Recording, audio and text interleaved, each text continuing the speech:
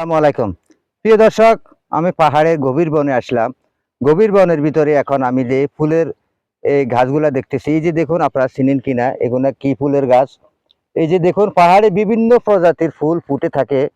কিবা ফুল ফুটার তো বড় কথা নয়, এই ফুলগুলা এই যে বিভিন্ন রকমের এই যে এখানে যে কামরাঙা গাছ, এই যে কামরাঙা গাছ হয়ে রয়েছে, কিন্তু এখানে কামরাঙা কে খাবে?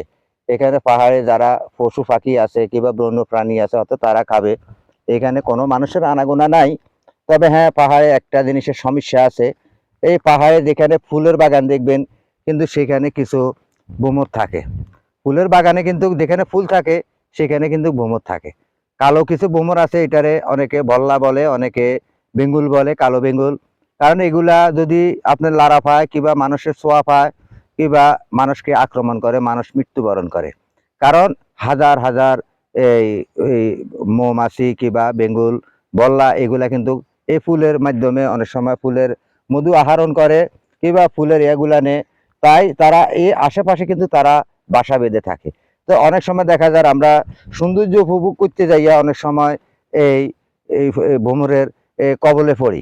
তাই আপনারা সব সময় খেয়াল রাখবেন কিংবা গাছের পাতা কিংবা গাছের ডাল টেনে নিতে কিংবা লাড়া দিতে খুব সতর্কভাবে আগে দেখবেন এখানে কোনো কিছু আছে কিনা, কোনো ভ্রমরের বাসা আছে কিনা, কোনো এই মধু পোকা মানে মৌমাছি আর কি, মৌমাছি কিছু পাহাড়ি মৌমাছি আছে।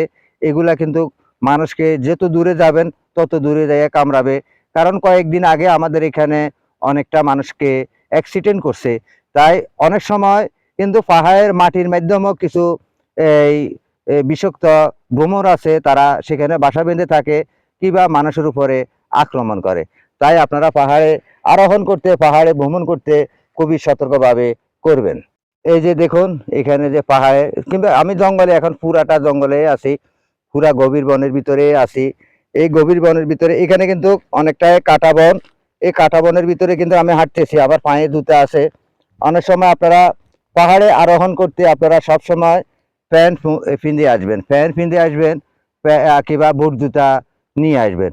বুট জুতা দিয়ে হাঁটাচলা করলে কাঁটাগুলা কিংবা আপনার পায়ে বিঁধিবে না, কিংবা প্যান্ট পরিধান করে আসলে আপনার এই পায়ের মাধ্যমে কোনো প্রকারের কাটার আঘাত লাগবে না, কারণ আপনার প্যান্টের উপরে দিয়ে চলে যাবে। কিংবা লুঙ্গি পিঁধে কিন্তু পাহাড়ে আরোহণ করাটা উচিত না। প্যান্ট পিঁধে আসা কিংবা পুরা হাতের মাধ্যমে আপনার ফুল জামা পিঁধে আসা উচিত। তাই আপনারা পাহাড়ে সব সময় আসার সময় এই পদ্ধতি নিয়ে আসবেন। একা কখনো আসবেন না, আপনার সাথে আপনার মানুষ নিয়ে আসবেন কিংবা